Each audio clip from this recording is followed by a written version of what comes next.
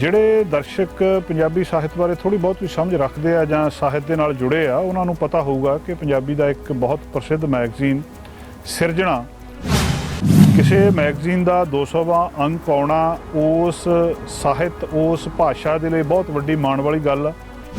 ਮੈਨੂੰ ਜੀ ਇਹ 200ਵੇਂ ਅੰਕ ਦੇ ਤੇ ਪਿੱਛੇ ਵੱਲ ਝਾਕਦੇ ਹੈਰਾਨੀ ਇਹੀ ਹੁੰਦੀ ਹੈ ਵੀ ਇਹ ਸਫ਼ਰ ਅਸੀਂ ਤੈਅ ਕੀਤਾ, ਮੈਂ ਤੈਅ ਕਰ ਸਕਿਆ। ਸਗੋਂ ਯਕੀਨ ਜਿਹਾ ਨਹੀਂ ਆਉਂਦਾ ਵੀ ਐਡੀ ਵੱਡੀ ਗੱਲ ਹੋ ਸਕਦੀ ਸੀ। ਵੈਸੇ ਤਾਂ 5 ਸਾਲ ਪਹਿਲਾਂ ਛਪ ਜਾਣੇ ਚਾਹੀਦੇ 200 ਅੰਕ ਜੋ ਹੋਣੇ ਚਾਹੀਦੇ। ਜੇ 55 ਸਾਲ ਲੱਗੇ ਆ 50 ਸਾਲਾਂ ਦੀ ਥਾਂ ਤਾਂ ਉਹਦਾ ਕਾਰਨ ਇਹ ਸੀ ਕਿ ਪਹਿਲਾਂ ਜਦੋਂ ਸ਼ੁਰੂ ਕੀਤਾ ਤੇ ਬਹੁਤ ਸਮੇਂ ਤੱਕ ਆਰਥਿਕ ਮੁਸ਼ਕਲਾਂ ਬੜੀਆਂ ਸੀ, ਬਹੁਤ ਮੁਸ਼ਕਲ ਹਾਲਾਤ ਚੋਂ ਕੱਢਣਾ ਪੈਂਦਾ ਸੀ। ਇੱਕ ਸਟੇਜ ਐਸੀ ਆਈ ਕਿ ਬਿਲਕੁਲ ਹੀ ਬੰਦ ਹੋ ਗਿਆ। ਇਹ ਪਰ ਸ਼ੁਰੂ ਦੀਆਂ ਹੀ ਗੱਲਾਂ ਸ਼ੁਰੂ 'ਚ ਇਹ ਸਾਰਾ ਕੁਝ ਹੋਇਆ। ਪਰ ਜਦੋਂ 1965 ਸ਼ੁਰੂ ਹੋਇਆ ਤੇ ਮਗਰੋਂ ਲੰਗੇ ਡੰਗ ਚੱਲ ਕੇ 1975 ਤੋਂ ਜਦੋਂ ਮੈਂ ਪੰਜਾਬ ਯੂਨੀਵਰਸਿਟੀ 'ਚ ਆ ਗਿਆ, ਮੇਰੀ ਥੋੜ੍ਹੀ ਜਿਹੀ ਹਾਲਤ ਪਹਿਲਾਂ ਨਾਲੋਂ ਬਿਹਤਰ ਹੋ ਗਈ ਤਾਂ ਫਿਰ ਨਹੀਂ ਮੁੜ ਕੇ ਪਿੱਛੇ ਵੱਲ ਵੇਖਿਆ। ਅਸੀਂ ਰਲ ਕੇ ਕੁਝ ਦੋਸਤਾਂ ਨੇ ਸ਼ੁਰੂ ਕੀਤਾ ਸੀ ਇਹ। ਅਸੀਂ ਇਹ ਸਮਝਦੇ ਸੀ ਕਿ ਉਸ ਵੇਲੇ ਪ੍ਰਗਤੀਵਾਦੀ ਮੂਵਮੈਂਟ ਜਿਹੜੀ ਆ ਉਹ ਥੋੜ੍ਹੀ ਜਿਹੀ ਕਮਜ਼ੋਰ ਪੈ ਰਹੀ ਸੀ। ਪਰ ਉਹ ਦੋਸਤਾਂ ਨੇ ਜਦੋਂ ਮੇਰਾ ਸ਼ੁਰੂ ਕੀਤਾ ਅਸੀਂ ਰਲ ਮਿਲ ਕੇ 3 ਅੰਕ ਹੀ ਮਸਾਂ ਨਿਕਲੇ ਸੀ ਤੇ ਉਹ ਹੱਥ ਖੜੇ ਕਰ ਗਏ ਸਾਰੇ। ਉਹ ਕਹਿੰਦੇ ਵੀ ਰਘਵੀਰ ਹੁਣ ਜੇ ਤੂੰ ਕਰ ਸਕਦਾ ਆਪਣੇ ਤੌਰ ਤੇ ਤਾਂ ਚਲਾ ਲੈ। ਡਾਕਟਰ ਸਾਹਿਬ, ਇੱਕ ਪਹਿਲਾ ਅੰਕ ਜਦੋਂ ਜਲੰਧਰ ਦੇ ਵਿੱਚ ਸ਼ੁਰੂ ਕੀਤਾ ਉਸ ਵੇਲੇ ਇਤਿਹਾਸ ਦਾ ਇੱਕ ਹੋਰ ਦੌਰ ਦੇ ਵਿੱਚੋਂ ਦੁਨੀਆ ਲੰਘ ਰਹੀ ਸੀ। ਅੱਜ ਥਾਂ ਵੀ ਬਦਲ ਗਈ। ਅਸੀਂ ਬ੍ਰਿਟਿਸ਼ ਕੋਲੰਬੀਆ ਦੇ ਸ਼ਹਿਰ ਡੈਲਟਾ ਦੇ ਵਿੱਚ ਬੈਠੇ 200ਵਾਂ ਅੰਕ ਉਹਦੇ ਬਾਰੇ ਗੱਲਬਾਤ ਕਰ ਰਹੇ ਹਾਂ। ਕਈ ਕੁਝ ਬਦਲਿਆ। ਹੁਣ ਇਸ ਵੇਲੇ ਕੋਈ ਕੀ ਇਹ ਜਿਹੜੀਆਂ ਸਦੀਵੀ ਮੁੱਲ ਹੁੰਦੇ ਆ ਬੰਦੇ ਦੇ ਅੰਦਰ ਸੋਝ ਸਵਾਦ ਹੁੰਦੇ ਆ ਜਿਹੜੇ ਉਸੇ ਤਰ੍ਹਾਂ ਚੱਲਦੇ ਆ ਜਾਂ ਸਮੇਂ ਦੇ ਨਾਲ ਤਬਦੀਲੀ ਆਉਂਦੀ ਆ ਸਾਹਿਤ ਦੇ ਪ੍ਰਤੀ ਲੋਕਾਂ ਦੀ ਸਮਝ ਇਹਦੇ ਵਿੱਚ ਕੋਈ ਉਦੋਂ ਤੋਂ ਲੈ ਕੇ ਹੁਣ ਤੱਕ ਤਬਦੀਲੀ ਦਿਖ ਰਹੀ ਤੁਹਾਨੂੰ? ਹੁਣ ਮੀਡੀਆ, ਟੈਲੀਵਿਜ਼ਨ, ਇੰਟਰਨੈਟ ਹੈ, ਸੰਚਾਰ ਦੇ ਸਾਧਨ ਸਾਰੇ ਬਦਲ ਗਏ। ਉਹ ਸਾਰਾ ਕੁਝ ਉਹਦੇ ਬਦਲਣ ਨਾਲ ਲੋਕਾਂ ਦੀ ਥੋੜ੍ਹੀ ਜਿਹੀ ਪਹੁੰਚ ਵਿੱਚ ਫਰਕ ਪਿਆ। ਪਰ ਉਂਝ ਹੈ ਵੀ ਜਿਹੜੀ ਸਾਹਿਤ ਦੀ ਭੁੱਖ ਹੈ ਤੇ ਜਿਹੜੀ ਕਿਤਾਬ ਪੜ੍ਹ ਕੇ ਤ੍ਰਿਪਤੀ ਹੁੰਦੀ ਹੈ, ਕਵਿਤਾ, ਕਹਾਣੀ ਜਾਂ ਥੀਏਟਰ, ਰੰਗਮੰਚ ਨਾਲ ਉਹਦੀ ਜਿਹੜੀ ਤ੍ਰਿਪਤੀ ਹੁੰਦੀ ਉਹ ਤਾਂ ਕਾਇਮ ਰਹਿੰਦੀ ਆ। ਉਦੋਂ ਔਰਤ ਮਰਦ ਦੇ ਰਿਸ਼ਤਿਆਂ ਦੀ ਗੱਲ ਕਰਨੀ ਬਹੁਤ ਸਮਝਿਆ ਜਾਂਦਾ ਸੀ ਵੀ ਇਹ ਅਸ਼ਲੀਲਤਾ। ਹੁਣ ਤੁਸੀਂ ਉਹੀ ਜਿਹੀ ਗੱਲ ਬਹੁਤ ਸਹਿਜ ਨਾਲ ਕਰ ਸਕਦੇ ਹੋ ਔਰ ਔਰਤ ਤੇ ਮਰਦ ਨੇੜੇ ਹੋ ਸਕਦੇ ਆ।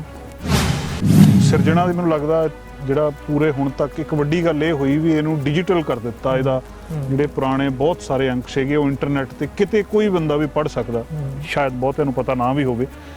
ਇਹ ਸਬਬ ਕਿੱਦਾਂ ਬਣਿਆ ਸੁਖਵੰਤ ਹੁੰਦਲ ਹੋਰਾਂ ਦੇ ਨਾਲ ਔਰ ਫਿਰ ਇਹਨੂੰ ਇੱਥੇ ਤੱਕ 2018 ਤੱਕ ਕਿੱਦਾਂ ਕੀਤਾ ਜੀ? ਪਰ ਅਸੀਂ ਸਾਡਾ ਕਿਉਂਕਿ ਬਿਜ਼ਨਸ ਦਾ ਕਦੇ ਕੋਈ ਐਂਗਲ ਨਹੀਂ ਸੀ। ਮੈਂ ਸਗੋਂ ਇਹ ਗੱਲ ਸਿਰਜਣਾ ਬਾਰੇ ਦੱਸਣੀ ਚਾਹੂੰਗਾ ਵੀ ਜੇ ਪਰਚੇ ਨੂੰ ਇੰਨੀ ਮਾਨਤਾ ਮਿਲੀ ਹੈ ਉਹਦਾ ਕਾਰਨ ਹੀ ਇਹ ਹੈ ਵੀ ਸਾਨੂੰ, ਮੈਂ ਕਹਿੰਦਾ ਹੁੰਦਾ ਕਿ ਤੁਹਾਨੂੰ ਸਪਸ਼ਟਤਾ ਹੋਣੀ ਚਾਹੀਦੀ ਹੈ ਵੀ ਤੁਸੀਂ ਪਰਚਾ ਕਾਹਦੇ ਲਈ ਕੱਢ ਰਹੇ ਹੋ। ਕੋਈ ਮਿਸ਼ਨ ਲੈ ਕੇ ਚੱਲਣਾ, ਤੁਸੀਂ ਕੋਈ ਵਪਾਰ ਕਰਨਾ, ਤੁਸੀਂ ਪ੍ਰੋਜੈਕਸ਼ਨ ਕਰਨੀ ਆ ਆਪਣੇ ਆਪ ਦੀ ਜਾਂ ਆਪਣੇ ਕਿਸੇ ਦੋਸਤਾਂ ਮਿੱਤਰਾਂ ਦੀ, ਕੋਈ ਤੁਹਾਨੂੰ ਕਲੈਰਿਟੀ ਹੋਣੀ ਚਾਹੀਦੀ, ਸਪਸ਼ਟਤਾ ਹੋਣੀ ਚਾਹੀਦੀ। ਅਤੇ ਸਾਨੂੰ ਇਸ ਗੱਲ ਬਾਰੇ ਬਹੁਤ ਸਪਸ਼ਟਤਾ ਸੀ ਵੀ ਉਹਦੇ 'ਚ ਵਪਾਰਕ ਮਕਸਦ ਕੋਈ ਨਹੀਂ। ਨਿਰੋਲ ਸਾਹਿਤ ਔਰ ਸਾਹਿਤ ਵਿੱਚ ਇੱਕ ਖਾਸ ਜਿਹੜੀ ਮਾਨਵਵਾਦੀ ਵਿਚਾਰਧਾਰਾ। ਫਿਰ ਦਰਸ਼ਕਾਂ ਦਾ ਪ੍ਰੋਗਰਾਮ ਫਰੰਟ ਲਾਈਨ ਵਿੱਚ ਬਹੁਤ-ਬਹੁਤ ਸਵਾਗਤ। ਦੋਸਤੋ, ਅੱਜ ਪ੍ਰੋਗਰਾਮ ਦੇ ਦੂਜੇ ਹਿੱਸੇ ਤੇ ਅਸੀਂ ਖਾਸ ਗੱਲਬਾਤ ਕਰਨੀ ਆ ਡਾਕਟਰ ਰਘਵੀਰ ਸਿੰਘ ਹੋਣਾ ਦੇ ਨਾਲ। ਡਾਕਟਰ ਰਘਵੀਰ ਸਿੰਘ ਸਿਰਜਣਾ ਗੱਲ ਡਾਕਟਰ ਰਘਵੀਰ ਸਿੰਘ ਹੋਣਾ ਨਾਲ ਕਰਨੀ ਆ ਤੇ ਕਰਨੀ ਸਿਰਜਣਾ ਬਾਰੇ ਆ। ਜਿਹੜੇ ਦਰਸ਼ਕ ਪੰਜਾਬੀ ਸਾਹਿਤ ਬਾਰੇ ਥੋੜੀ ਬਹੁਤ ਵੀ ਸਮਝ ਰੱਖਦੇ ਆ ਜਾਂ ਸਾਹਿਤ ਦੇ ਨਾਲ ਜੁੜੇ ਆ ਉਹਨਾਂ ਨੂੰ ਪਤਾ ਹੋਊਗਾ ਕਿ ਪੰਜਾਬੀ ਦਾ ਇੱਕ ਬਹੁਤ ਪ੍ਰਸਿੱਧ ਮੈਗਜ਼ੀਨ ਸਿਰਜਣਾ 1965 ਦੇ ਵਿੱਚ ਸ਼ੁਰੂ ਹੋਇਆ ਸੀ। ਅੱਜ ਉਹਦਾ 200ਵਾਂ ਅੰਕ ਆ ਚੁੱਕਿਆ। ਕਿਸੇ ਮੈਗਜ਼ੀਨ ਦਾ 200ਵਾਂ ਅੰਕ ਆਉਣਾ ਉਸ ਸਾਹਿਤ ਉਸ ਭਾਸ਼ਾ ਦੇ ਲਈ ਬਹੁਤ ਵੱਡੀ ਮਾਣ ਵਾਲੀ ਗੱਲ ਆ। ਤੇ ਸਾਡੇ ਲਈ ਇਹ ਮਾਣ ਵਾਲੀ ਗੱਲ ਆ ਕਿ ਅੱਜ ਅਸੀਂ ਇਹ ਗੱਲਬਾਤ ਡਾਕਟਰ ਰਘਵੀਰ ਸਿੰਘ ਹੁਣਾਂ ਨਾਲ ਕੈਨੇਡਾ ਦੇ ਵਿੱਚ, ਕੈਨੇਡਾ ਦਾ ਸੂਬਾ ਬ੍ਰਿਟਿਸ਼ ਕੋਲੰਬੀਆ ਤੇ ਉਹਦਾ ਸ਼ਹਿਰ ਡੈਲਟਾ, ਉਹਦੇ ਵਿੱਚ ਬੈਠ ਕੇ ਉਹਨਾਂ ਦੇ ਨਾਲ ਗੱਲਬਾਤ ਕਰ ਰਹੇ ਹਾਂ। ਬਹੁਤ ਲੰਬਾ ਸਫ਼ਰ ਆ, ਬਹੁਤ ਲੰਬੀਆਂ ਗੱਲਾਂ ਹੋ ਸਕਦੀਆਂ। ਕਿਹੜਾ ਪੰਜਾਬੀ ਦਾ ਲੇਖਕ ਆ ਜਿਹੜਾ ਸਿਰਜਣਾ ਦੇ ਵਿੱਚ ਨਹੀਂ ਛਪਿਆ, ਉਹਨੂੰ ਸਿਰਜਣਾ ਵਿੱਚ ਛਪਣ ਦਾ ਮਾਣ ਨਹੀਂ ਹਾਸਲ ਹੋਇਆ। ਅੱਜ ਜਿਹੜੀਆਂ ਕਲਾਸਿਕ ਪੰਜਾਬੀ ਦੀਆਂ ਰਚਨਾਵਾਂ ਬਣ ਚੁੱਕੀਆਂ, ਚਾਹੇ ਉਹ ਕਹਾਣੀਆਂ ਨੇ, ਉਹਨਾਂ ਨੇ ਪਹਿਲੀ ਵਾਰ ਪੰਜਾਬੀ ਦੇ ਪਾਠਕਾਂ ਨੇ ਸਿਰਜਣਾ ਦੇ ਵਿੱਚ ਪੜ੍ਹੀਆਂ। ਜਦੋਂ ਇਹਦੇ ਬਹੁਤ ਸਾਰੇ ਆਰਕਾਈਵਜ਼ ਵੀ ਇਸ ਵੇਲੇ ਪਏ ਨੇ, ਸੁਖਵੰਤ ਹੁੰਦਲ ਹੋਰਾਂ ਨੇ ਇਹਦੀਆਂ ਫਾਈਲਾਂ ਨੂੰ, ਸਿਰਜਣਾ ਦੇ ਅੰਕਾਂ ਨੂੰ ਸਕੈਨ ਕਰਕੇ ਸਿਰਜਣਾ ਆਰਕਾਈਵਜ਼ ਵਰਡਪ੍ਰੈਸ ਦੇ ਨਾਂ ਦੇ ਉੱਤੇ ਤੁਸੀਂ ਦੇਖ ਸਕਦੇ ਹੋ। ਬਹੁਤ ਸਾਰੇ ਉਹਦੇ ਉੱਤੇ ਪਏ ਆ, 2018 ਤੱਕ ਸ਼ਾਇਦ ਪਏ ਆ, ਲੇਟੈਸਟ ਨਹੀਂ ਆ। ਸ਼ੁਰੂ ਦੇ ਵੀ ਕੁਝ ਮਿਸਿੰਗ ਆ, ਪਰ ਉਹ ਵੀ ਇੱਕ ਬਹੁਤ ਵੱਡਾ ਉਹਨਾਂ ਨੇ ਕੰਮ ਕੀਤਾ। ਜਦੋਂ ਤੁਸੀਂ ਉਹਨਾਂ ਮੈਗਜ਼ੀਨਸ ਨੂੰ ਪੜ੍ਹਦੇ ਆ ਉਸ ਵੇਲੇ ਜਾ ਕੇ, ਤਾਂ ਤੁਹਾਨੂੰ ਪਤਾ ਲੱਗਦਾ ਕਿ ਆਪਣੇ ਆਪ ਦੇ ਵਿੱਚ ਇੱਕ ਇਤਿਹਾਸ ਆ। ਕਦੇ ਉਹਦੇ ਵਿੱਚ ਵਰਿਆਮ ਸੰਧੂ ਸ਼ਬਦ ਆ, ਕਦੇ ਉਹਦੇ ਵਿੱਚ ਪ੍ਰੇਮ ਪ੍ਰਕਾਸ਼ ਦੀ ਡੈਡਲਾਈਨ ਛਪਦੀ ਆ। ਕਿਹੜਾ ਪੰਜਾਬੀ ਦੀ ਜਿਹੜੀ ਉਹ ਰਚਨਾ ਆ ਜਿਹਦਾ ਸੰਬੰਧ ਸਿਰਜਣਾ ਦੇ ਨਾਲ ਨਹੀਂ ਰਿਹਾ। ਸੋ ਅਸੀਂ ਕੋਸ਼ਿਸ਼ ਕਰਦੇ ਹਾਂ ਜਿੰਨਾ ਕਿ ਸਾਡੇ ਕੋਲ ਸੀਮਿਤ ਜਿਹਾ ਸਮਾਂ ਉਹਦੇ ਵਿੱਚ ਸੀਮਿਤ ਜੀ ਗੱਲਬਾਤ ਕਰ ਸਕੀਏ, ਪਰ ਅਸੀਂ ਆਪਣੇ ਆਪ ਨੂੰ ਵੀ ਅੱਜ ਬਹੁਤ ਇੱਥੇ ਕਿਸਮਤ ਵਾਲੇ ਸਮਝਦੇ ਹਾਂ ਕਿ ਅਸੀਂ ਅੱਜ ਉਸ ਇਤਿਹਾਸ ਦੇ ਗਵਾਹ ਬਣੇ ਆ। ਸਾਡੇ ਇੱਥੇ ਸ਼ਹਿਰ ਦੇ ਵਿੱਚ ਡਾਕਟਰ ਰਘਵੀਰ ਸਿੰਘ ਨੇ ਤੇ ਉਹਨਾਂ ਦੇ ਨਾਲ ਅਸੀਂ ਇਸ ਇਤਿਹਾਸਿਕ ਪਲਾਂ ਦੇ ਵਿੱਚ ਗੱਲਬਾਤ ਕਰ ਰਹੇ ਹਾਂ। ਡਾਕਟਰ ਸਾਹਿਬ ਬਹੁਤ ਬਹੁਤ ਸਵਾਗਤ ਹੈ ਜੀ ਤੁਹਾਡਾ, ਜੀ ਆਇਆਂ ਨੂੰ ਜੀ। ਸ਼ੁਕਰੀਆ ਜੀ, ਸ਼ੁਕਰੀਆ। ਡਾਕਟਰ ਸਾਹਿਬ 200ਵਾਂ ਅੰਕ ਸਿਰਜਣਾ ਦਾ 1965, ਜਦੋਂ ਪਿੱਛੇ ਨੂੰ ਦੇਖਦੇ ਹਾਂ ਕਿੰਨਾ ਲੰਬਾ ਸਫ਼ਰ ਆ ਜੀ। ਕਿਸ ਤਰ੍ਹਾਂ ਦੀਆਂ ਭਾਵਨਾਵਾਂ ਨੇ ਅੱਜ ਮਨ ਦੇ ਵਿੱਚ? ਮੈਨੂੰ ਜੀ ਇਹ 200ਵੇਂ ਅੰਕ ਦੇ ਤੇ ਪਿੱਛੇ ਵੱਲ ਝਾਕਦੇ ਹੈਰਾਨੀ ਇਹੀ ਹੁੰਦੀ ਹੈ ਵੀ ਇਹ ਸਫ਼ਰ ਅਸੀਂ ਤੈਅ ਕੀਤਾ, ਮੈਂ ਤੈਅ ਕਰ ਸਕਿਆ। ਸਗੋਂ ਯਕੀਨ ਜਿਹਾ ਨਹੀਂ ਆਉਂਦਾ ਵੀ ਐਡੀ ਵੱਡੀ ਗੱਲ ਹੋ ਸਕਦੀ ਸੀ। 1995 'ਚ ਸਿਰਜਣਾ ਦੇ 100ਵੇਂ ਅੰਕ ਦਾ ਜਸ਼ਨ ਹੋਇਆ ਸੀ। ਉਦੋਂ ਮੈਂ ਪੰਜਾਬੀ ਯੂਨੀਵਰਸਿਟੀ ਪਟਿਆਲਾ 'ਚ ਹੁੰਦਾ ਸੀ ਜੀ, ਤੇ ਉਸ ਫੰਕਸ਼ਨ 'ਚ ਬਹੁਤ ਵੱਡੇ ਵੱਡੇ ਲੇਖਕ ਆਏ ਸੀ। ਸੇਖੋਂ ਸਾਹਿਬ ਸੀ, ਦਲੀਪ ਕੋਟਵਾਣਾ ਸੀ, ਅਜਮੇਰ ਸਿੰਘ ਔਲਖ ਸੀ, ਵੱਡੇ ਵੱਡੇ ਲੇਖਕ ਸੀ। ਜੀ ਜੀ। ਉਹ ਸਮਾਗਮ ਨੂੰ ਮੇਰਾ ਕੁਲੀਗ ਸੀ ਸਤੀਸ਼ ਵਰਮਾ, ਉਹ ਕੰਪੇਅਰ ਕਰ ਰਿਹਾ ਸੀ। ਉਹਨੇ ਬੜੇ ਚਾਅ ਨਾਲ ਇਹ ਗੱਲ ਕੀਤੀ ਕਿ ਹੁਣ ਅਸੀਂ ਇਹ 100ਵੇਂ ਅੰਕ ਦਾ ਜਸ਼ਨ ਮਨਾ ਰਹੇ ਹਾਂ ਤੇ ਆਪਾਂ ਹੁਣ ਅਗਲਾ ਜਿਹੜਾ ਜਸ਼ਨ ਆ ਉਹ 200ਵੇਂ ਅੰਕ ਦਾ ਮਨਾਵਾਂਗੇ। ਵਾਹ ਵਾਹ। ਤੇ ਮੈਨੂੰ ਇਹ ਗੱਲ ਬੜੀ ਹੈਰਾਨੀ ਵਾਲੀ ਲੱਗੀ। ਮੈਨੂੰ ਲੱਗੀ ਵੀ ਇਹ ਅਸੰਭਵ ਜੀ ਗੱਲ ਹੈ। ਇਹ ਇੰਨੀ ਦੂਰ ਦੀ ਗੱਲ ਕਿਵੇਂ ਸੋਚ ਸਕਦੇ ਹਾਂ 25 ਸਾਲ ਪਿੱਛੋਂ। ਤੋ ਮੈਨੂੰ ਸਗੋਂ ਲੱਗਦਾ ਸੀ ਵੀ ਇਹ ਗੱਲ ਹੋਣੀ ਮੁਸ਼ਕਲ ਹੈ। ਉਹੀ ਮੇਰਾ ਉਹ ਦੋਸਤ ਜਦੋਂ ਸਮੇਂ ਮਿਲਣਾ ਉਹਨੇ ਇਹੀ ਗੱਲ ਕਰਦੇ ਰਹਿਣਾ। ਤੇ ਹੁਣ ਦੇਖੋ ਡਾਕਟਰ ਸਾਹਿਬ 200ਵਾਂ ਅੰਕ ਆਉਣਾ, ਹੁਣ ਤਾਂ ਸਿਰਫ 10 ਸਾਲ ਰਹਿ ਗਏ। ਪਹਿਲਾਂ 15 ਸਾਲ ਸੀ, ਹੁਣ 10 ਸਾਲ ਰਹਿ ਗਏ, ਹੁਣ 5 ਸਾਲ ਰਹਿ ਗਏ। ਸੋ ਉਸ ਸੱਚਮੁੱਚ ਉਹ ਅੰਕ ਆ ਗਿਆ। ਜਸ਼ਨ ਤਾਂ ਹੁਣ ਨਹੀਂ ਹੋਇਆ ਕਿਉਂਕਿ ਕਰੋਨਾ ਵਾਇਰਸ ਦੇ ਹਾਲਾਤ ਇਹੋ ਜਿਹੇ ਨੇ ਇੰਡੀਆ 'ਚ, ਤਾਂ ਬਹੁਤ ਹੀ ਬੁਰਾ ਹਾਲ ਹੈ।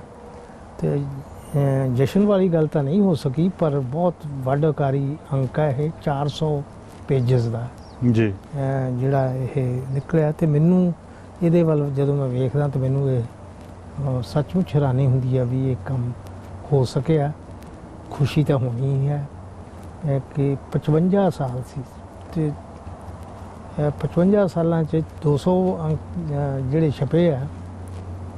ਵੈਸੇ ਤਾਂ 5 ਸਾਲ ਪਹਿਲਾਂ ਛਪ ਜਾਣੇ ਚਾਹੀਦੇ, 200 ਅੰਕ ਪੂਰੇ ਹੋ ਜਾਣੇ ਚਾਹੀਦੇ। ਜੇ 55 ਸਾਲ ਲੱਗੇ ਆ 50 ਸਾਲਾਂ ਦੀ ਥਾਂ, ਤਾਂ ਉਹਦਾ ਕਾਰਨ ਇਹ ਸੀ ਕਿ ਪਹਿਲਾਂ ਜਦੋਂ ਸ਼ੁਰੂ ਕੀਤਾ ਤੇ ਬਹੁਤ ਸਮੇਂ ਤੱਕ ਆਰਥਿਕ ਮੁਸ਼ਕਲਾਂ ਬੜੀਆਂ ਸੀ, ਬਹੁਤ ਮੁਸ਼ਕਲ ਹਾਲਾਤ 'ਚੋਂ ਕੱਢਣਾ ਪੈਂਦਾ ਸੀ। ਤੇ ਕਿਤੇ ਕਿਤੇ ਫਿਰ ਲੰਗੇ ਡੰਗ ਵੀ ਨਿਕਲਿਆ। ਇੱਕ ਸਟੇਜ ਐਸੀ ਆਈ ਕਿ ਬਿਲਕੁਲ ਹੀ ਬੰਦ ਹੋ ਗਿਆ। ਇਹ ਪਰ ਸ਼ੁਰੂ ਦੀਆਂ ਹੀ ਗੱਲਾਂ ਨੇ, ਸ਼ੁਰੂ 'ਚ ਇਹ ਸਾਰਾ ਕੁਝ ਹੋਇਆ। ਪਰ ਜਦੋਂ 1965 ਸ਼ੁਰੂ ਹੋਇਆ ਤੇ ਮਗਰੋਂ ਲੰਗੇ ਡੰਗ ਚੱਲ ਕੇ 1975 ਤੋਂ ਜਦੋਂ ਮੈਂ ਪੰਜਾਬ ਯੂਨੀਵਰਸਿਟੀ 'ਚ ਆ ਗਿਆ, ਮੇਰੀ ਥੋੜ੍ਹੀ ਜਿਹੀ ਹਾਲਤ ਪਹਿਲਾਂ ਨਾਲੋਂ ਬਿਹਤਰ ਹੋ ਗਈ। ਤਾਂ ਫਿਰ ਨਹੀਂ ਮੁੜ ਕੇ ਪਿੱਛੇ ਵੱਲ ਵੇਖਿਆ। ਅਸੀਂ ਰਲ ਕੇ ਕੁਝ ਦੋਸਤਾਂ ਨੇ ਸ਼ੁਰੂ ਕੀਤਾ ਸੀ ਇਹ। ਅਸੀਂ ਇਹ ਸਮਝਦੇ ਸੀ ਕਿ ਉਸ ਵੇਲੇ ਪ੍ਰਗਤੀਵਾਦੀ ਮੂਵਮੈਂਟ ਜਿਹੜੀ ਹੈ ਉਹ ਥੋੜ੍ਹੀ ਜਿਹੀ ਕਮਜ਼ੋਰ ਪੈ ਰਹੀ ਸੀ ਤੇ ਐਸੇ ਰੁਝਾਨ ਆ ਰਹੇ ਸੀ ਪ੍ਰਯੋਗਵਾਦ ਦੇ ਨਾਂ 'ਤੇ ਜਾਂ ਆਧੁਨਿਕਤਾ ਦੇ ਨਾਂ 'ਤੇ ਜਿਹੜੇ ਸਾਡੀ ਸਮਝ ਦੇ ਮੁਤਾਬਕ ਠੀਕ ਨਹੀਂ ਸੀ। ਅਸੀਂ ਸਮਝਦੇ ਸੀ ਵੀ ਸਾਹਿਤ ਨੂੰ ਹਮੇਸ਼ਾ ਕੋਈ ਸਾਰਥਕ ਸੁਨੇਹਾ ਦੇਣਾ ਚਾਹੀਦਾ, ਨਾ ਪੱਖੀ ਗੱਲ ਨਹੀਂ ਕਰਨੀ ਚਾਹੀਦੀ। ਉਹ ਜਿਹੜੇ ਰੁਝਾਨ ਸੀ ਉਹ ਨਿੱਜਵਾਦ ਨੂੰ ਜ਼ਿਆਦਾ ਉਭਾਰਦੇ ਸੀ ਅਤੇ ਨਵੀਨਤਾ ਦੇ ਨਾਂ 'ਤੇ ਕਈ ਕਦਰਾਂ ਕੀਮਤਾਂ ਐਸੀਆਂ ਜਿਹੜੀਆਂ ਅਸੀਂ ਸਮਝਦੇ ਸੀ ਉਸ ਵੇਲੇ ਵੀ ਠੀਕ ਨੇ, ਉਹਨਾਂ ਦੀ ਗੱਲ ਕਰਦੇ ਸੀ। ਸੋ ਉਸ ਦੇ ਨਾਲ ਉਹ ਸ਼ੁਰੂ ਕੀਤਾ ਸੀ ਇੱਕ ਮਿਸ਼ਨ ਜਿਹਾ ਲੈ ਕੇ। ਮੈਂ ਮੰਨ ਕੇ ਚੱਲਦਾ ਕਿ ਸਾਡੀ ਸਮਝ ਸ਼ਾਇਦ ਸਾਹਿਤ ਦੀ ਉਨੀ ਜ਼ਿਆਦਾ ਪਰਪੱਕ ਨਹੀਂ ਸੀ, ਪਰ ਸਾਡੀ ਜਿਹੜੀ ਭਾਵਨਾ ਜਿਹੜੀ ਸੀ ਉਹ ਬਹੁਤ ਸ਼ੁਭ ਸੀ, ਬਹੁਤ ਚੰਗੀ ਭਾਵਨਾ ਨਾਲ ਸਾਰਾ ਕੁਝ ਕੀਤਾ ਸੀ। ਪਰ ਉਹ ਦੋਸਤਾਂ ਨੇ ਜਦੋਂ ਮੇਰਾ ਸ਼ੁਰੂ ਕੀਤਾ ਅਸੀਂ ਰਲ ਮਿਲ ਕੇ, 3 ਅੰਕ ਹੀ ਮਸਾਂ ਨਿਕਲੇ ਸੀ ਅਤੇ ਉਹ ਹੱਥ ਖੜੇ ਕਰ ਗਏ ਸਾਰੇ। ਉਹ ਕਹਿੰਦੇ ਵੀ ਰਘਵੀਰ ਹੁਣ ਜੇ ਤੂੰ ਕਰ ਸਕਦਾ ਆਪਣੇ ਤੌਰ 'ਤੇ ਤਾਂ ਚਲਾ ਲੈ। ਕੌਣ ਸੀ ਡਾਕਟਰ ਸਾਹਿਬ ਨਾਲ ਉਦੋਂ ਜੀ? ਉਹਨਾਂ 'ਚ 2 ਲੇਖਕ ਜਿਹੜੇ ਆ ਜਾਣੇ ਪਛਾਣੇ ਆ, ਇੱਕ ਸੁਰਿੰਦਰ ਗਿੱਲ ਜੀ, ਉਹ ਉਹਨਾਂ ਦਿਨਾਂ 'ਚ ਉਹਦੀ ਬਹੁਤ ਭਾਵੇਂ ਨੌਜਵਾਨ ਸੀ, ਬੜੀ ਚੜ੍ਹਤ ਸੀ। ਸ਼ਿਵ ਕੁਮਾਰ ਜਿੰਨਾ ਪਾਪੂਲਰ ਸੀ ਉਹਨਾਂ ਦਿਨਾਂ 'ਚ, ਜਿਹੜਾ ਉਹ ਛੱਟਾ ਚਾਨਣਾ ਦਾ ਦੇਈ ਜਾਣਾ, ਬਿਲਕੁਲ ਛੱਟਾ ਚਾਨਣਾ ਦਾ ਜੀ। ਅਤੇ ਦੂਜਾ ਹਰਭਜਨ ਹੁੰਦਲ ਜੀ। ਇਹ ਜਿਹੜੇ 2 ਜਾਣੇ ਪਛਾਣੇ ਲੇਖਕ ਸੀ। ਬਾਕੀ ਜਿਹੜੇ ਮੇਰੇ ਮਿੱਤਰ ਸੀ, ਸੁਹੇਲ ਸਿੰਘ ਲੋਕ ਲਹਿਰ ਦਾ ਐਡੀਟਰ, ਹੋਰ ਮੇਰੇ ਮਿੱਤਰ ਸੀ ਨਰਿੰਦਰ ਜੋਸ਼ੀ ਸੀ, ਉਹਦਾ ਨਾਮ ਬਹੁਤ ਸਿਆਣਾ ਬੰਦਾ ਸੀ, ਸਾਹਿਤ ਦੀ ਸਮਝ ਰੱਖਣ ਵਾਲਾ। ਸਾਡੇ ਹਰਦਿਆਲ ਸਿੰਘ ਨੇਤਾ ਜੀ ਅਸੀਂ ਕਹਿੰਦੇ ਸੀ ਜੀ। ਅਸੀਂ ਉਹ ਸਾਰਿਆਂ ਨੇ ਇਹ ਸੀ। ਅਤੇ ਬਰਨਾਲੇ ਤੋਂ ਜਗੀਰ ਸਿੰਘ ਜਗਤਾਰ, ਅੱਛਾ ਜੀ, ਉਦੋਂ ਜਲੰਧਰ ਹੀ ਹੁੰਦਾ ਸੀ। ਅਸੀਂ ਪਰਚਾ ਜਲੰਧਰੋਂ ਸ਼ੁਰੂ ਕੀਤਾ ਸੀ ਪਹਿਲਾਂ। ਅੱਛਾ ਜੀ। ਅਤੇ ਜਦੋਂ ਮੈਂ ਚੰਡੀਗੜ੍ਹ ਚਲਾ ਗਿਆ ਫਿਰ ਇਹ ਸਾਰਾ ਸਭ ਕੁਝ ਚੰਡੀਗੜ੍ਹ ਸੀ। ਵੈਸੇ ਪ੍ਰਿੰਟ ਲਾਈਨ ਹੁਣ ਵੀ ਜਲੰਧਰ ਦੀ ਹੋਈ ਛਪਦੀ ਹੈ। ਅੱਛਾ ਜੀ, ਜੀ ਜੀ ਜੀ। ਡਾਕਟਰ ਸਾਹਿਬ, ਤੁਸੀਂ ਜਿਹਦਾ ਜ਼ਿਕਰ ਕੀਤਾ ਵੀ ਉਸ ਵੇਲੇ ਲੱਗਦਾ ਸੀ ਕਿ ਇੱਕ ਪ੍ਰਗਤੀਵਾਦੀ ਲਹਿਰ ਨੂੰ ਕਿਤੇ ਨਾ ਕਿਤੇ ਸਾਹਿਤ ਕਿਸੇ ਹੋਰ ਪਾਸੇ ਜਾ ਰਿਹਾ ਪ੍ਰਯੋਗਵਾਦ ਦੇ ਨਾਂ 'ਤੇ। ਉਹ ਤੋਂ ਬਾਅਦ ਵੀ ਕਈ ਵਾਦ ਆਏ ਆ, ਪ੍ਰਯੋਗਵਾਦ, ਪ੍ਰਗਤੀਵਾਦ ਦਾ ਵੀ, ਨਵ ਪ੍ਰਗਤੀਵਾਦ, ਫਿਰ ਉੱਤਰ ਆਧੁਨਿਕਤਾ, ਹੁਣ ਕੋਈ ਹੋਰ ਮਾਡਰਨਿਜ਼ਮ ਕਹਿੰਦੇ ਆ ਗਿਆ। ਤੁਸੀਂ ਸਮਝਦੇ ਹੋ ਵੀ ਜਿਹੜੀ ਸਮਝ ਨਾਲ ਤੁਸੀਂ ਉਸ ਵੇਲੇ ਮੈਗਜ਼ੀਨ ਸ਼ੁਰੂ ਕੀਤਾ ਸੀ, ਅੱਜ ਇੰਨਾ ਸਮਾਂ ਲੰਘਣ ਤੋਂ ਬਾਅਦ ਵੀ ਉਹ ਸਮਝ ਠੀਕ ਆ ਜਾਂ ਉਹਦੇ ਵਿੱਚ ਕੁਝ ਤਬਦੀਲੀ ਆਈ? ਨਹੀਂ, ਮੈਂ ਸਮਝਦਾ ਵੀ ਜਿਵੇਂ ਮੈਂ ਪਹਿਲਾਂ ਵੀ ਜ਼ਿਕਰ ਕੀਤਾ ਕਿ ਸਾਨੂੰ ਮੰਨਣ 'ਚ ਕੋਈ ਸੰਕੋਚ ਨਹੀਂ ਵੀ ਸਾਡੀ ਸਾਹਿਤ ਦੀ ਸਮਝ ਉਦੋਂ ਉਨੀ ਪਰਪੱਕ ਨਹੀਂ ਸੀ ਜੀ। ਅਸੀਂ ਇੱਕ ਪ੍ਰਗਤੀਵਾਦ ਨੂੰ ਵੀ ਇੱਕ ਮਿਸ਼ਨ ਵਜੋਂ ਹੀ ਲੈਂਦੇ ਸੀ। ਜੀ ਜੀ। ਇੱਕ ਮਿਸ਼ਨ ਵਜੋਂ ਹੀ ਲੈਂਦੇ ਸੀ। ਪਰ ਹੌਲੀ ਹੌਲੀ ਮੈਂ ਫਿਰ ਤੁਹਾਨੂੰ ਪਤਾ ਵੀ ਸਾਹਿਤ ਦਾ ਵਿਦਿਆਰਥੀ ਵੀ ਹਾਂ, ਮੇਰਾ ਕਿੱਤਾ ਵੀ ਇਹੀ ਸੀ ਜੀ। ਤੋ ਮੈਨੂੰ ਹੌਲੀ ਹੌਲੀ ਇਸੇ ਤਰ੍ਹਾਂ ਦੀ ਸਮਝ ਆਈ ਆ ਵੀ ਸਾਹਿਤ ਤੋਂ ਬਿਲਕੁਲ ਕੋਈ ਜਿਹੜਾ ਕੋਈ ਵਿਚਾਰਧਾਰਕ ਕੋਈ ਨਾਅਰੇ ਵਾਲੀ ਗੱਲ, ਕੋਈ ਇਸ ਤਰ੍ਹਾਂ ਦੀ ਮਿਸ਼ਨ ਬਣਾਉਣ ਵਾਲੀ ਗੱਲ ਸਾਹਿਤ ਤੋਂ ਇਹ ਉਮੀਦ ਨਹੀਂ ਰੱਖੀ ਜਾ ਸਕਦੀ। ਸਾਹਿਤ 'ਚ ਵਿਚਾਰਧਾਰਾ ਦਾ ਬਹੁਤ ਵੱਡਾ ਰੋਲ ਹੈ। ਵਿਚਾਰਧਾਰਾ ਹੋਣੀ ਚਾਹੀਦੀ ਹੈ ਅਤੇ ਅਸੀਂ ਸਾਰੀ ਹੁਣ ਤੱਕ ਇਹ ਗੱਲ ਰੱਖੀ ਵੀ ਹੈ। ਪਰ ਇਸ ਤਰ੍ਹਾਂ ਦੀ ਕੋਈ ਗੱਲ ਨਹੀਂ ਹੈ ਵੀ ਤੁਸੀਂ ਇਹ ਸਮਝੋ ਵੀ ਆਹ ਚੀਜ਼ ਤਾਂ ਬਿਲਕੁਲ ਰੱਦ ਕਰਨ ਵਾਲੀ ਹੈ। ਮਸਲਨ ਆਧੁਨਿਕਤਾ ਦੇ ਨਾਂ 'ਤੇ ਵੀ ਜਿਹੜੀ ਕੋਈ ਗੱਲ ਸੀ, ਸਾਨੂੰ ਕਈ ਵਾਰ ਤਾਂ ਆਧੁਨਿਕਤਾ ਦੇ ਸੰਕਲਪ ਵਾਲੇ ਹੀ ਭੁਲੇਖੇ ਹੁੰਦੇ ਸੀ ਜੀ। ਫਿਰ ਇਹ ਆ ਵੀ ਹਰ ਚੀਜ਼ ਜਿਹੜੀ ਆ ਕਈ ਵਾਰ ਇਹ ਬਿਰਤੀ ਹੋ ਜਾਂਦੀ ਹੈ ਵੀ ਅਸੀਂ ਹਰ ਨਵੀਂ ਚੀਜ਼ ਨੂੰ ਕੰਡੈਮਨ ਕਰਦੇ ਹਾਂ। ਇਹ ਗੱਲ ਵੀ ਕੋਈ ਬਹੁਤੀ ਠੀਕ ਨਹੀਂ ਹੈ। ਇਹਨਾਂ ਗੱਲਾਂ ਦੀ ਹੌਲੀ ਹੌਲੀ ਬਾਅਦ 'ਚ ਸਮਝ ਪੈਂਦੀ ਰਹੀ ਹੈ। ਅਤੇ ਇਸ ਕਰਕੇ ਕੁਛ ਦੋਸਤਾਂ ਦਾ ਇਹੋ ਜਿਹਾ ਹਲਕਾ ਵੀ ਸੀ ਜਿਨ੍ਹਾਂ ਨੂੰ ਥੋੜ੍ਹੀ ਜਿਹੀ ਨਿਰਾਸ਼ਤਾ ਵੀ ਹੋਈ ਵੀ ਇਹ ਅਸੀਂ ਤਾਂ ਵੀ ਇਹਨਾਂ ਤੋਂ ਬਹੁਤੀਆਂ ਦੂਜੀਆਂ ਮਤਲਬ ਜਿਹਨੂੰ ਅਸੀਂ ਜ਼ਿਆਦਾ ਨਾਅਰੇ ਵਾਲਾ ਸਾਹਿਤ ਕਹਿੰਦੇ ਹਾਂ, ਮੈਂ ਉਹਦੇ ਹੱਕ 'ਚ ਨਹੀਂ ਸੀਗਾ। ਅਤੇ ਅਸੀਂ ਵਿਸ਼ਾਲ ਪੱਧਰ 'ਤੇ ਜਿਹੜੇ ਮਾਨਵਵਾਦੀ ਕਦਰਾਂ ਕੀਮਤਾਂ ਪ੍ਰਚਾਰ ਦਾ ਹੋਵੇ ਸਾਹਿਤ, ਉਹਦੀ ਗੱਲ ਕਰਦੇ ਰਹੇ ਹਾਂ। ਮੈਂ ਤੁਹਾਡੇ ਨਾਲ ਤੁਹਾਡੀ ਗੱਲ ਦੇ ਜਵਾਬ 'ਚ ਇੱਕ ਗੱਲ ਹੋਰ ਵੀ ਇਹ ਕਹਿਣੀ ਆ ਕਿ ਸਮੇਂ-ਸਮੇਂ ਵੱਖ-ਵੱਖ ਰੁਝਾਨ ਆਏ। ਉਦੋਂ ਪ੍ਰਯੋਗਵਾਦੀ ਸੀ ਜਾਂ ਆਧੁਨਿਕਤਾ ਵਾਲੇ ਸੀ, ਮਗਰੋਂ ਜਿਹੜੇ ਸਾਹਿਤ ਦੀ ਪੱਧਰ 'ਤੇ ਤਾਂ ਹੋਰ ਰੁਝਾਨ ਆ ਗਏ। ਅਸੀਂ ਉਹਨਾਂ ਨਾਲ ਸੰਵਾਦ ਕਰਦੇ ਰਹੇ ਹਾਂ, ਡਾਇਲਾਗ ਕਰਦੇ ਰਹੇ ਹਾਂ ਜੀ। ਅਸੀਂ ਇਉਂ ਆਪਣੀ ਗੱਲ ਆਪਣੀ ਕਰਨੀ ਹੈ ਅਤੇ ਪਰਚੇ ਦਾ ਇਮੇਜ ਵੀ ਉਹੀ ਪੂਰਾ ਬਣਿਆ ਰਹੇ। ਪਰ ਐਸੀ ਕੋਈ ਗੱਲ ਨਹੀਂ ਹੈ ਵੀ ਅਸੀਂ ਉਹ ਦੂਜੇ ਵਿਚਾਰਾਂ ਨੂੰ ਥਾਂ ਨਹੀਂ ਦੇਣੀ। ਨਤੀਜੇ ਵਜੋਂ ਸਾਡੇ ਪਰਚੇ 'ਚ ਸ਼ੁਰੂ ਤੋਂ ਹੀ ਇੱਕ ਤਰ੍ਹਾਂ ਦਾ ਪਰਚੇ ਦਾ ਇਹ ਬਿੰਬ ਬਣ ਗਿਆ ਸੀ ਕਿ ਇਹ ਸੰਵਾਦ ਲਈ ਵਾਦ ਵਿਵਾਦ ਲਈ ਇਹ ਪੂਰਾ ਵੱਡਾ ਮੰਚ ਮੁਹੱਈਆ ਕਰ ਸਕਦਾ। ਤੇ ਇਸ ਕਰਕੇ ਉਹ ਲੋਕ ਵੀ ਜਿਹੜੇ ਸਾਡੇ ਨਾਲ ਸਹਿਮਤ ਨਹੀਂ ਸੀ ਹੁੰਦੇ, ਡਾਕਟਰ ਹਰਭਜਨ ਸਿੰਘ ਹੈ ਜਾਂ ਜਸਵੀਰ ਸਿੰਘ ਆਹਲੂਵਾਲੀਆ, ਜਿਹੜੇ ਵੱਡੇ ਨਾਂ ਸੀ ਜੀ ਜੀ ਜੀ, ਉਹਨਾਂ ਦੇ ਨਾਲ ਵੀ ਸਾਡਾ ਸੰਵਾਦ ਚੱਲਦਾ ਰਿਹਾ। ਜਾਂ ਪ੍ਰੋਫੈਸਰ ਕ੍ਰਿਸ਼ਨ ਸਿੰਘ ਤੇ ਸੰਤ ਸਿੰਘ ਸੇਖੋਂ ਦੇ ਇੱਕੋ ਆਪਣੇ ਆਪ ਨੂੰ ਮਾਰਕਸਵਾਦੀ ਕਹਿੰਦੇ, ਪਰ ਦੋਨਾਂ ਦੀ ਇੰਟਰਪ੍ਰੀਟੇਸ਼ਨ 'ਚ ਫਰਕ ਸੀ। ਅਸੀਂ ਉਹ ਵੀ ਸਾਰੇ ਸੰਵਾਦ ਬਹੁਤ ਵੱਡੇ ਇਸ ਤਰ੍ਹਾਂ ਚੱਲਦੇ ਰਹੇ ਆ। ਵੱਡੇ ਵੱਡੇ ਇਹੋ ਜਿਹੇ ਇਸ਼ੂ ਲੈ ਕੇ ਸਾਹਿਤ ਦਾ ਮੰਤਵ ਕੀ ਆ, ਸਾਹਿਤ ਤੇ ਰਾਜਨੀਤੀ ਦਾ ਕੀ ਮਤਲਬ ਆ, ਸਾਹਿਤ ਤੇ ਲੇਖਕ ਦੀ ਪਰਸਨੈਲਿਟੀ ਨਿੱਜ ਦਾ ਕੀ ਤਾਲੁਕ ਹੈ, ਇਹੋ ਜਿਹੇ ਵਿਸ਼ਿਆਂ ਨੂੰ ਲੈ ਕੇ ਅਸੀਂ ਸੰਵਾਦੀ ਲੇਖ ਲਿਖਵਾਏ ਆ। ਇੱਕ ਗੱਲ ਕਰਦਾ, ਦੂਜਾ ਉਹਦੇ ਵਿਰੋਧ 'ਚ ਗੱਲ ਕਰਦਾ, ਉਹਦੇ 'ਚ ਕੋਈ ਨਾ ਕੋਈ ਚੀਜ਼ ਵਿੱਚੋਂ ਨਿਕਲਦੀ ਰਹੀ ਹੈ। ਇਸ ਕਿਸਮ ਦੀ ਗੱਲਾਂ ਵੀ ਕਰਦੇ। ਡਾਕਟਰ ਸਾਹਿਬ, ਇੱਕ ਪਹਿਲਾ ਅੰਕ ਜਦੋਂ ਜਲੰਧਰ ਦੇ ਵਿੱਚ ਸ਼ੁਰੂ ਕੀਤਾ, ਉਸ ਵੇਲੇ ਇਤਿਹਾਸ ਦਾ ਇੱਕ ਹੋਰ ਦੌਰ ਦੇ ਵਿੱਚੋਂ ਦੁਨੀਆ ਲੰਘ ਰਹੀ ਸੀ। ਅੱਜ ਥਾਂ ਵੀ ਬਦਲ ਗਈ। ਅਸੀਂ ਬ੍ਰਿਟਿਸ਼ ਕੋਲੰਬੀਆ ਦੇ ਸ਼ਹਿਰ ਡੈਲਟਾ ਦੇ ਵਿੱਚ ਬੈਠੇ 200ਵਾਂ ਅੰਕ ਉਹਦੇ ਬਾਰੇ ਗੱਲਬਾਤ ਕਰ ਰਹੇ ਹਾਂ। ਕਈ ਕੁਝ ਬਦਲਿਆ। ਹੁਣ ਇਸ ਵੇਲੇ ਕੋਈ ਕੀ ਇਹ ਜਿਹੜੀਆਂ ਸਦੀਵੀ ਮੁੱਲ ਹੁੰਦੇ ਆ ਬੰਦੇ ਦੇ ਅੰਦਰ, ਸੋਝ ਸਵਾਦ ਹੁੰਦੇ ਆ ਜਿਹੜੇ ਉਸੇ ਤਰ੍ਹਾਂ ਚੱਲਦੇ ਆ, ਜਾਂ ਸਮੇਂ ਦੇ ਨਾਲ ਤਬਦੀਲੀ ਆਉਂਦੀ ਆ? ਸਾਹਿਤ ਦੇ ਪ੍ਰਤੀ ਲੋਕਾਂ ਦੀ ਸਮਝ ਇਹਦੇ ਵਿੱਚ ਕੋਈ ਉਦੋਂ ਤੋਂ ਲੈ ਕੇ ਹੁਣ ਤੱਕ ਤਬਦੀਲੀ ਦਿਖ ਰਹੀ ਤੁਹਾਨੂੰ? ਨਹੀਂ, ਦੇਖੋ ਉਸ ਤਰ੍ਹਾਂ ਤਾਂ ਜਿਹੜੀ ਸਾਹਿਤਿਕ ਤ੍ਰਿਪਤੀ ਵਾਲੀ ਗੱਲ ਹੈ ਨਾ, ਉਹ ਤਾਂ ਉਸੇ ਤਰ੍ਹਾਂ ਹੀ ਆ। ਅੱਛਾ ਜੀ। ਉਸੇ ਤਰ੍ਹਾਂ ਹੀ ਆ। ਪਰ ਹੁਣ ਇਹ ਗੱਲ ਠੀਕ ਹੈ ਵੀ ਜਿਸ ਵੇਲੇ ਅਸੀਂ ਪਰਚਾ ਸ਼ੁਰੂ ਕੀਤਾ, ਉਸ ਵੇਲੇ ਇਹਨੇ ਆਸੇ-ਪਾਸੇ ਜਾਣ ਦੇ ਸਾਧਨ ਹੀ ਨਹੀਂ ਹੈ, ਜਾਂ ਕਹਿ ਲਓ ਤ੍ਰਿਪਤੀ ਦੇ ਸਾਧਨ ਨਹੀਂ ਹੈ। ਹੁਣ ਉਹ ਜਿਹੜੇ ਬਹੁਤ ਕੁਝ ਡਾਈਵਰਟ ਹੋਇਆ ਗਿਆ। ਹੁਣ ਮੀਡੀਆ, ਟੈਲੀਵਿਜ਼ਨ ਹੈ, ਇੰਟਰਨੈਟ ਹੈ, ਸੰਚਾਰ ਦੇ ਸਾਧਨ ਸਾਰੇ ਬਦਲ ਗਏ। ਉਹ ਸਾਰਾ ਕੁਝ ਉਹਦੇ ਬਦਲਣ ਨਾਲ ਲੋਕਾਂ ਦੀ ਥੋੜ੍ਹੀ ਜਿਹੀ ਪਹੁੰਚ ਵਿੱਚ ਫਰਕ ਪਿਆ। ਪਰ ਉਂਝ ਹੈ ਵੀ ਜਿਹੜੀ ਸਾਹਿਤ ਦੀ ਭੁੱਖ ਹੈ, ਤੇ ਜਿਹੜੀ ਕਿਤਾਬ ਪੜ੍ਹ ਕੇ ਤ੍ਰਿਪਤੀ ਹੁੰਦੀ ਹੈ, ਕਵਿਤਾ, ਕਹਾਣੀ ਜਾਂ ਥੀਏਟਰ, ਰੰਗਮੰਚ ਨਾਲ ਉਹਦੀ ਜਿਹੜੀ ਤ੍ਰਿਪਤੀ ਹੁੰਦੀ ਹੈ, ਉਹ ਤਾਂ ਕਾਇਮ ਰਹਿੰਦੀ ਆ। ਤੇ ਮੈਂ ਸਮਝਦਾ ਵੀ ਉਂਝ ਹੈ ਵੀ ਕੰਟੈਂਟ 'ਚ ਵੀ ਫਰਕ ਆਉਂਦਾ, ਵਿਚਾਰਾਂ ਨਾਲ ਵੀ ਫਰਕ ਆਉਂਦਾ।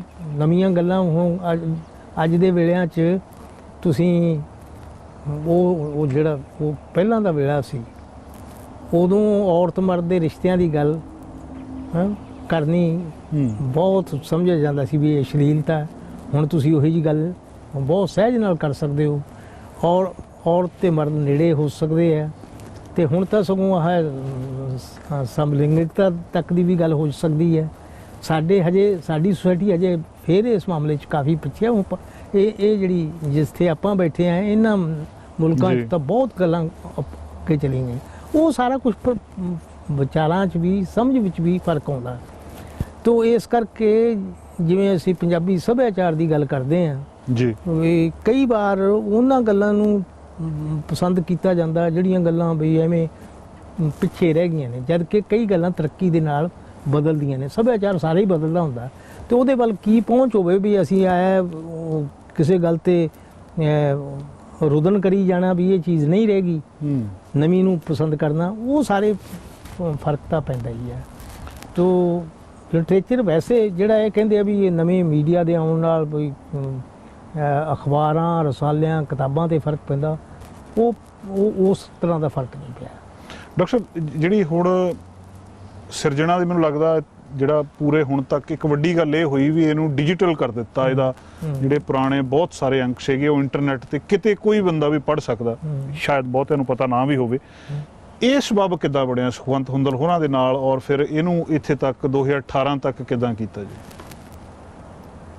ਇਹ ਤਾਂ ਜੀ ਜਿਹੜਾ ਸਿਹਰਾ ਇਹ ਤਾਂ ਸੁਖਵੰਤ ਹੁੰਦਲ ਦੇ ਸਿਰ ਹੀ ਹੈ ਵੀ ਉਹਨੇ ਬਹੁਤ ਵਧੀਆ ਕੀਤਾ ਜੀ, ਬਹੁਤ ਵੱਡੀ ਗੱਲ ਕੀਤੀ ਹੈ ਸੁਖਵੰਤ ਨੇ।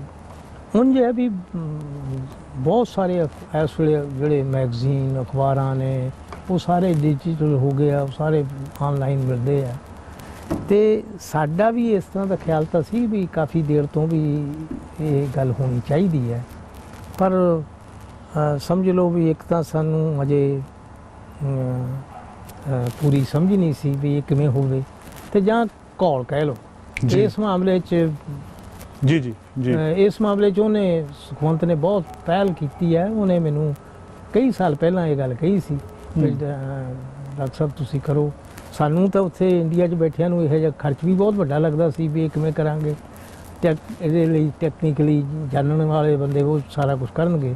ਅਤੇ ਸੁਖਵੰਤ ਨੂੰ ਮੈਂ ਇਸ ਗੱਲ ਲਈ ਬਹੁਤ ਕ੍ਰੈਡਿਟ ਦੇਵਾਂਗਾ ਵੀ ਉਹਨੇ ਸਾਰਾ ਕੁਝ ਹੀ ਆਪ ਕੀਤਾ ਔਰ ਬਹੁਤ ਮਿਹਨਤ ਨਾਲ ਕੀਤਾ। ਔਰ ਉਹਨੇ ਕਿੰਨੇ ਮਹੀਨੇ ਲੱਗਿਆ ਰਿਹਾ ਉਹ ਇਹ ਕੰਮ ਕੀਤਾ ਜਿਹੜਾ ਬਹੁਤ ਵੱਡਾ। ਅਤੇ ਕੁਛ ਇਸ਼ੂ ਜਿਹੜੇ ਨੇ ਉਹਦੇ ਕੋਲ ਨਹੀਂ ਸੀ, ਜਾਂ ਉਹਨੇ ਜਾਣ ਕੇ ਇਸ ਖਿਆਲ ਨਾਲ ਆਪਣੇ ਵੱਲੋਂ ਤਾਂ ਬਿਜ਼ਨਸ ਦੇ ਖਿਆਲ ਨਾਲ ਵੀ ਜਿਹੜੇ ਲੇਟੈਸਟ ਨਹੀਂ ਪਾਏ ਜੀ ਜੀ ਵੀ ਇਹ ਪਾਠਕ ਖਰੀਦ ਕੇ ਪੜ੍ਹਨ ਜਾਂ ਹੋਰ। ਪਰ ਅਸੀਂ ਸਾਡਾ ਕਿਉਂਕਿ ਬਿਜ਼ਨਸ ਦਾ ਕਦੇ ਕੋਈ ਐਂਗਲ ਨਹੀਂ ਸੀ। ਮੈਂ ਸਗੋਂ ਇਹ ਗੱਲ ਸਿਰਜਣਾ ਬਾਰੇ ਦੱਸਣੀ ਚਾਹੂੰਗਾ ਵੀ ਜੇ ਪਰਚੇ ਨੂੰ ਇੰਨੀ ਮਾਨਤਾ ਮਿਲੀ ਹੈ ਉਹਦਾ ਕਾਰਨ ਹੀ ਇਹ ਹੈ ਵੀ ਸਾਨੂੰ, ਮੈਂ ਕਹਿੰਦਾ ਹੁੰਦਾ ਕਿ ਤੁਹਾਨੂੰ ਸਪਸ਼ਟਤਾ ਹੋਣੀ ਚਾਹੀਦੀ ਹੈ ਵੀ ਤੁਸੀਂ ਪਰਚਾ ਕਾਹਦੇ ਲਈ ਕੱਢ ਰਹੇ ਹੋ। ਬਈ ਆਇਆ ਤੁਸੀਂ ਕੋਈ ਮਿਸ਼ਨ ਲੈ ਕੇ ਚੱਲਣਾ, ਤੁਸੀਂ ਕੋਈ ਵਪਾਰ ਕਰਨਾ, ਤੁਸੀਂ ਪ੍ਰੋਜੈਕਸ਼ਨ ਕਰਨੀ ਆ ਆਪਣੇ ਆਪ ਦੀ ਜਾਂ ਆਪਣੇ ਕਿਸੇ ਦੋਸਤਾਂ ਮਿੱਤਰਾਂ ਦੀ, ਕੋਈ ਤੁਹਾਨੂੰ ਕਲੈਰਿਟੀ ਹੋਣੀ ਚਾਹੀਦੀ, ਸਪਸ਼ਟਤਾ ਹੋਣੀ ਚਾਹੀਦੀ।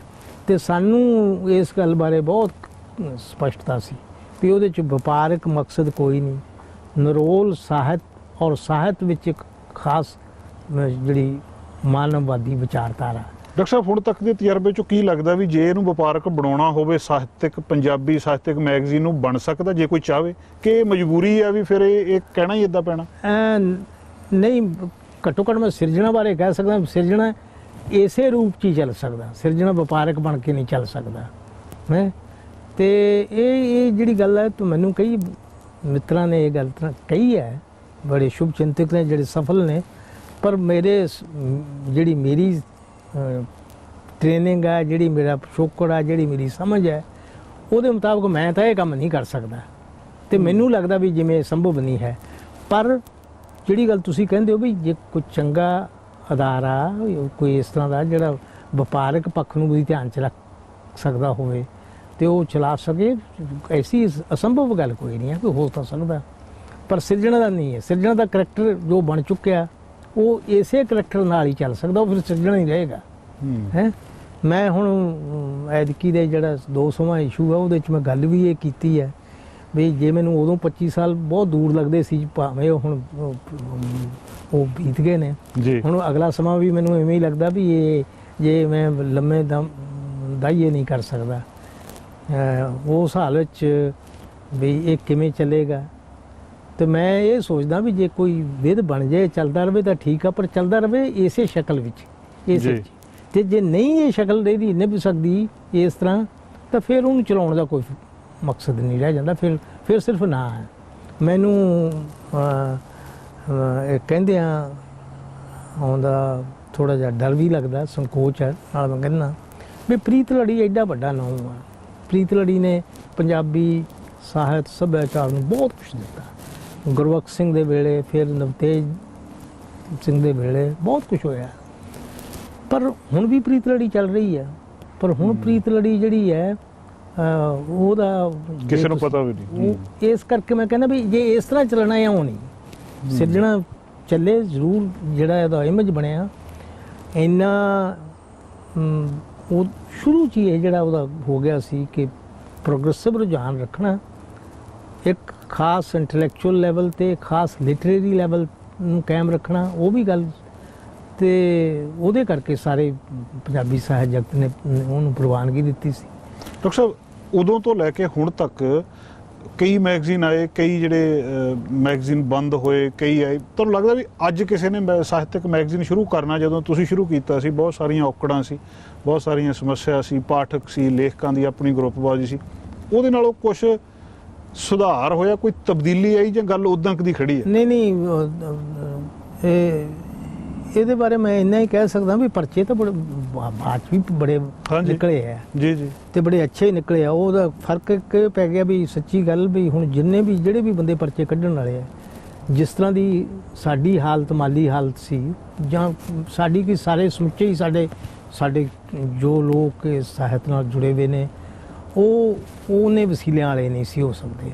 ਹੁਣ ਇਹ ਵੀ ਸੌਖ ਨਾਲ ਹੀ ਪਰਚਾ ਨਿਕਲ ਸਕਦਾ। ਜਿੰਨੀ ਮੁਸ਼ਕਲ ਨਾਲ ਮੇਰੇ ਕੋਲ ਬਹੁਤ ਕਹਾਣੀਆਂ ਨੇ ਦੱਸਣ ਲਈ ਵੀ ਕਿੰਨੀ ਮੁਸ਼ਕਲ ਨਾਲ ਅਸੀਂ ਪਰਚਾ ਕੱਢਦੇ ਰਹੇ, ਪਰ ਅੱਜ ਉਹ ਨਹੀਂ, ਉਹ ਗੱਲ ਨਹੀਂ ਲੱਗਦੀ। ਤੇ ਹੁਣ ਵੱਡੇ ਵੱਡੇ ਪਰਚੇ ਨਿਕਲੇ ਆ, ਜਿਵੇਂ ਹੁਣ ਨਿਕਲਿਆ, ਜਿਵੇਂ ਰਾਗ ਨਿਕਲਣਾ, ਜਿਨ੍ਹਾਂ ਦੇ ਬਹੁਤ ਵੱਡਾ ਖਰਚ ਹੁੰਦਾ ਉਹਨਾਂ ਤੇ, ਪਰ ਉਹ ਖਰਚ ਦੇ ਪਿੱਛੇ ਉਹਨਾਂ ਨੂੰ ਸਪੋਰਟ ਕਰਨ ਵਾਲੇ ਬੰਦੇ ਮਿਲ ਜਾਂਦੇ ਆ ਤੇ ਉਹ ਪਰਚਾ ਕੱਢ ਬਹੁਤ ਸੌਖਾ ਨਿਕਲ ਸਕਦਾ।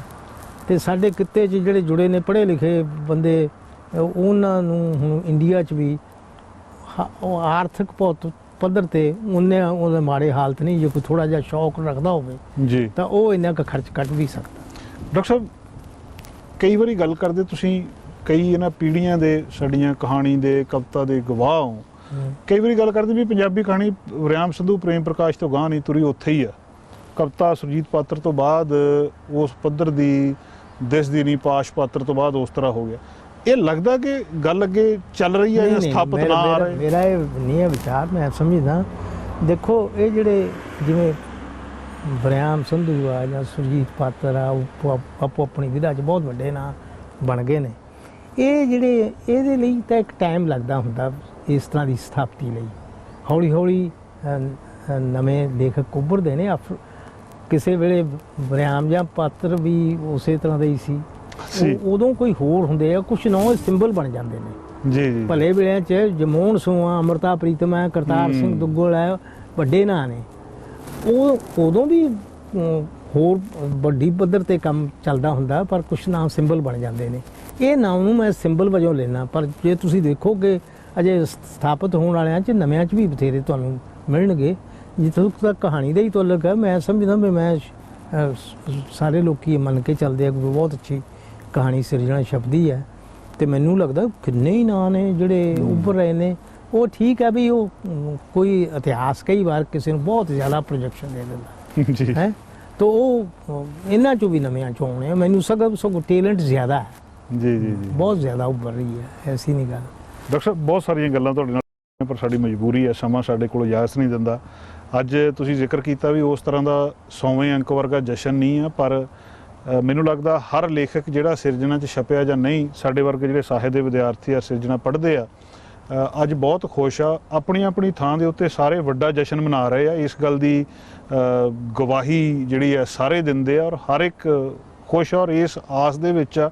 ਔਰ ਕੋਈ ਮਤਲਬ ਅਤਕਥਨੀ ਆਸ ਦੇ ਵਿੱਚ ਨਹੀਂ, ਅਸੀਂ ਇਸ ਆਸ ਦੇ ਵਿੱਚ ਆ ਵੀ 300ਵੇਂ ਅੰਕ ਦੀ ਗੱਲ ਵੀ ਅਸੀਂ ਇੱਥੇ ਡੈਲਟਾ ਦੇ ਵਿੱਚ ਬਹਿ ਕੇ ਤੁਹਾਡੇ ਨਾਲ 100% ਜ਼ਰੂਰ ਕਰਾਂਗੇ। ਅਸੀਂ ਇਸ ਗੱਲ ਲਈ ਆਸਵੰਦ ਆ।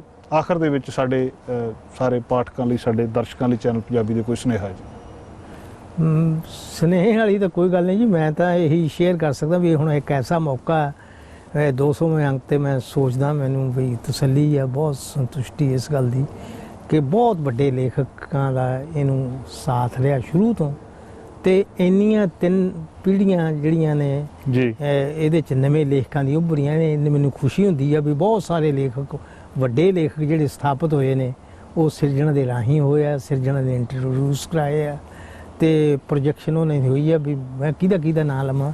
ਤੇ ਇਹ ਖੁਸ਼ੀ ਹੁੰਦੀ ਆ ਵੀ ਨਵੀਂ ਪੀੜ੍ਹੀ ਵੀ ਸਿਰਜਣਾ ਵੱਲ ਵੇਖਦੀ ਆ। ਤੇ ਜਿਵੇਂ ਤੁਹਾਡੀਆਂ ਸ਼ੁਭ ਸ਼ਾਮਾਂ ਸਾਰਿਆਂ ਦੀਆਂ ਹੋਣਗੀਆਂ, ਤੇ ਉਹਦੇ 'ਚ ਮੈਂ ਸਮਝਦਾ ਵੀ ਸਾਹਿਤ ਦੀ ਗੱਲ ਹੋਣੀ ਚਾਹੀਦੀ ਆ, ਚੰਗੇ ਸਾਹਿਤ ਦੀ ਗੱਲ ਹੋਣੀ ਚਾਹੀਦੀ ਆ, ਚੰਗੇ ਸਾਹਿਤ ਦਾ ਪ੍ਰਸਾਰ ਹੋਣਾ ਚਾਹੀਦਾ, ਤੇ ਨਾਲ ਉਹਦੇ ਚੰਗੇ ਜੇ ਵਿਚਾਰ ਹੋਣ ਤਾਂ ਉਦੋਂ ਵੀ ਚੰਗੀ ਗੱਲ ਆ।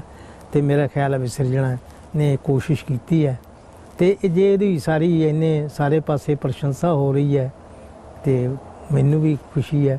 ਮੇਰਾ ਖਿਆਲ ਹੈ ਵੀ ਸਾਡੇ ਸਾਰੇ ਪੰਜਾਬੀ ਸਾਹਿਤ ਜਗਤ ਲਈ ਵੀ ਇਹ ਖੁਸ਼ੀ ਵਾਲੀ ਗੱਲ। ਬਹੁਤ ਬਹੁਤ ਸ਼ੁਕਰੀਆ ਡਾਕਟਰ ਸਾਹਿਬ, ਮਿਹਰਬਾਨੀ। ਤੁਸੀਂ ਬਹੁਤ ਮੌਕਾ ਦਿੱਤਾ, ਸ਼ੁਕਰੀਆ। ਦੋਸਤੋ, ਅਸੀਂ ਗੱਲਬਾਤ ਕੀਤੀ ਡਾਕਟਰ ਰਘਵੀਰ ਸਿੰਘ ਸਿਰਜਣਾ ਉਹਨਾਂ ਦੇ ਨਾਲ। ਅੱਜ ਸ਼ਾਇਦ ਇੰਨੀ ਗੱਲ ਹੋ ਵੀ ਨਹੀਂ ਸਕੀ, ਸਵਾਲ ਬਹੁਤ ਨੇ, ਬਹੁਤ ਲੋਕ ਸੁਣਨਾ ਵੀ ਚਾਹੁੰਦੇ ਆ ਦਰਸ਼ਕ। ਉਹਨੇ ਇੱਕ ਸਮੇਂ ਦੇ ਵਿੱਚ ਜਿੰਨੀ ਕੁ ਅਸੀਂ ਗੱਲ ਕਰ ਸਕਦੇ, ਇਹਨੂੰ ਇੱਦਾਂ ਸਮਝ ਲਓ ਕਿ 200ਵੇਂ ਅੰਕ ਦੇ ਉੱਤੇ ਡਾਕਟਰ ਰਘਵੀਰ ਸਿੰਘ ਹੋਣਾ ਦੇ ਨਾਲ ਅਸੀਂ ਤੁਹਾਡੀ ਹਾਜ਼ਰੀ ਲਵਾ ਦਿੱਤੀ ਆ। ਅੱਜ ਇਸ ਜਸ਼ਨ ਨੂੰ ਅਸੀਂ ਪੂਰੀ ਪੰਜਾਬੀ ਸਾਹਿਤ ਦੀ ਦੁਨੀਆ ਦੇ ਵਿੱਚ ਮਨਾ ਰਹੇ ਹਾਂ, ਔਰ ਹਰ ਸਾਹਿਤ ਦਾ ਰਸੀਆ ਮਨਾ ਰਿਹਾ। ਅੱਜ ਦਾ ਪ੍ਰੋਗਰਾਮ ਇੱਥੇ ਸਮਾਪਤ ਕਰਦੇ ਹਾਂ। ਕੱਲ੍ਹ ਫਿਰ ਹਾਜ਼ਰ ਹੋਵਾਂਗੇ ਇੱਕ ਨਵੇਂ ਵਿਸ਼ੇ ਦੇ ਨਾਲ, ਨਵੀਂ ਸ਼ਖਸੀਅਤ ਦੇ ਨਾਲ। ਅਲਵਿਦਾ ਦੋਸਤੋ। ਸਾਡਾ ਹਰ ਇੱਕ ਪ੍ਰੋਗਰਾਮ ਵੇਖਣ ਤੇ ਸਾਡੇ ਨਾਲ ਜੁੜਨ ਲਈ ਸਬਸਕ੍ਰਾਈਬ ਕਰੋ ਚੈਨਲ ਪੰਜਾਬੀ ਤੇ ਨੋਟੀਫਿਕੇਸ਼ਨ ਲਈ ਬੈਲ ਆਈਕਨ ਵਾਲੇ ਬਟਨ ਤੇ ਕਲਿੱਕ ਕਰੋ।